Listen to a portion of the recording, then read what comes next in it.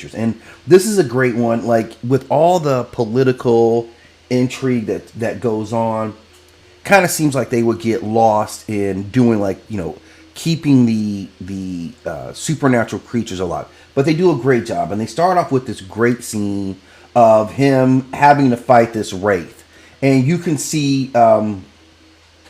this is the new crew, and you can see this wraith manifest, and this is an absolutely terrifying creature. And what the wraith is important for is that all these creatures are really symbolic. And there's a part where Geralt says it in, I think it's episode 3, when he talks about, if they could ever really get rid of all the monsters, right? Like making him, obsolete. And what he says is that people create these monsters. Humans don't want to accept accountability for drinking too much or beating their wives or just being crappy people. So there's always going to be plenty of monsters around. And he doesn't kill. This is a great scene. Overall, it's just a great scene. This is everything that you'd want from Witcher, right? It's the new crew is involved in it, right? He's at everybody. This Wraith is an amazing creature.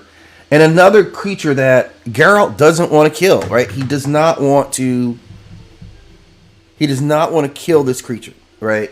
Which kind of remains consistent with his belief about certain creatures, about monsters in general. And this creature kind of really becomes an important part. That's him. You can see how powerful this creature is. It's literally got the bard trapped, like they're gonna drag him to hell. And this is where this other crew really starts to show how useful they are. That no one runs. They're really bonded. And she's gonna help the bard, her and the new dwarf guy. So they start to prove themselves, and this is a real threat for them. But this is an important moment because this wraith serves a function beyond just an animal that he has to fight, right? This wraith kind of serves as his mirror, as far as Geralt's mirror.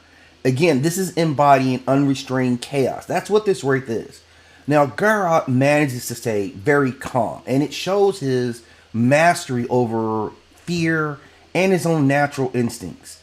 Now, in this particular scene, when you go and watch this, the fight sequence is really good because this scene itself kind of defines order within this chaos because of its visual style. And the lighting and sound operate very well. You get this contrast between the mist and the movement. And sound-wise, there's not a lot to the score when you listen to it. I'm watching the scene now. There's not a lot to the score. And that's kind of rare for this show. Usually they use a lot of pacing to keep the story going. They don't do very much of that. So this is kind of a statement, right? There's minimum scoring, and you're really carried by the rhythmic sounds of the battle. That's what you really get. So it kind of isolates you into what these guys are getting. And this is a terrible battle because they could really lose. Like they're actually facing real consequences here.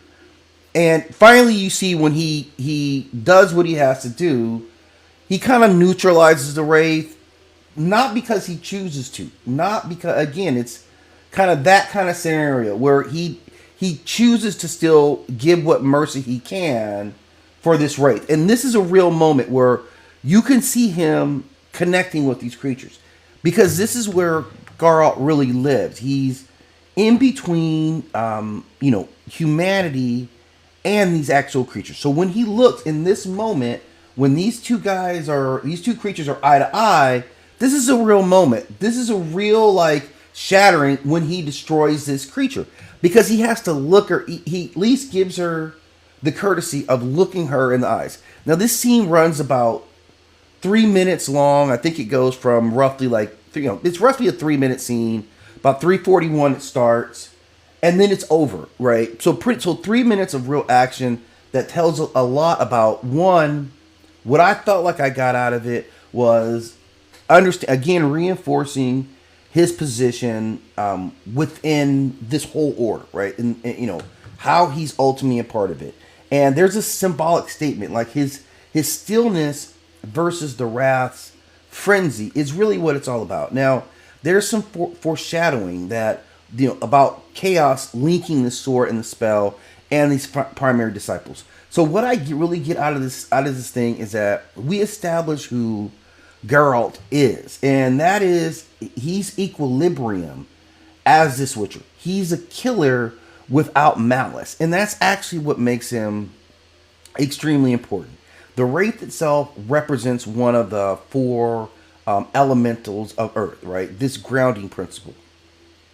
And this principle is going to be important later as we get deeper in the series, especially if you're going to watch this all in one sit. There's a couple things that you want to grab.